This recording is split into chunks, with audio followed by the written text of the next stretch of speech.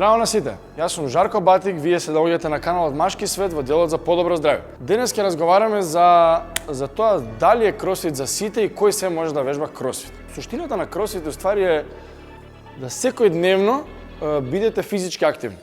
Што значи тоа? Да дојдете у сала и да направите една вежба со најдобро што можете да изведете, да го дадете својот психофизички максимум. Предноста на кросфит е вежбањето во група. Тука ќе запознаете многу истомисленици со кои заедно, да не речам пропатувате низ вежбата, го делите истиот предизвик. На крајот тренингот има high five за сите, лежите тука испотени целите такви, и тука се ствара таа посебна врска меѓу вежбачите, зашто проаѓате низ истите сладки маки. Кросфит како спорт е многу поразлична работа. Како и секој професионален спорт, треба да си бара одредена посветеност, жртви и многу голем број на откажување. Што значи тоа? Си легнувате во 10 сатот навечер, станувате во 6 сатот сабајле. Одите во сала во 7, правите тренинг сесија која трае 2 до 3 часа. Тоа не е една кросфит вежба, тоа е цела сесија, значи си има план за техника, план за снага, план за кондиција и така натаму за гимнастика, и тоа е малку поопширно од сето тоа што регуларен кросфитер би го правил во нашата сала. Си оѓите дома, јаде најдобра храна што може. Најдобрите кросфитери ја мерат својата храна што јаде. Посветеност повеќе за да се исполни посекуваната цел. Си оѓат дома, како што кажав, јадат, одмараат, спијат, за нивното тело се опорави, за попладне може пак да дојдат тие и да направат уште една тренинг сесија што ќе трае 2 до 3 часа, во која исто така ќе биде спроведена програмата за ден. После тоа се оѓат дома, јадат, пак се опоравуваат, истата шема, легнува спи у 10, се буди у 6 сабајле и така идем у круг и цело време е истото. За да воочите колку се различни компетитивниот кросфит и рекреативниот кросфит, прво треба да увидиме колку се слични.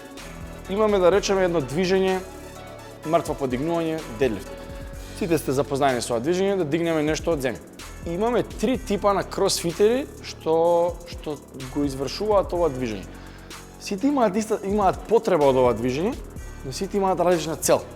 Значи, првиот тип ни е баба некоја 60 на години, супер бабичка, професионален кошаркар и перо. Вашиот аверидж перо. Од првите епизоди го знаете, од wellness перо, што иде 8 до 4, не прави ништо, јаде седмица и така натаму. Бабата го врши движењето, пример со 20 кила, празна шипка, 15 кила, не е битно. За бенефитите нејзини од тоа движење се да може да си ги пренесе кесите од пазар до дома. Најосновна потреба. Професионалниот кошаркар дига со 120, со 130, 140, 150 кила, не е ни битно, да подобри својата експлозивност, скочност, сила, за да биде подобар на кошаркарските терени, значи тој си има друга потреба. Аверидж перо доаѓа дома, има 2 деца, да може едноставно да ги крене у рака без да го фати кичвата позади. Ме разбираш сам да ви кажам. Да може ќе му се расипе лифтот, да се качи пешки без никаков проблем, да не кенка, да кука, да му е многу мака или не ляга се лифтот се расипе. Сите овие луѓе имаат истата потреба од дедлифт, меѓутоа целта тука вари. Единствената разлика меѓу овие типови се приоритетите. Надпреварот всушност е самите против себе. Надпреварачот е оној кој мора да го изложи своето тело на доста голем отпор. Голем дел од времето кој му останува текот на денот мора да го користи за опоравување.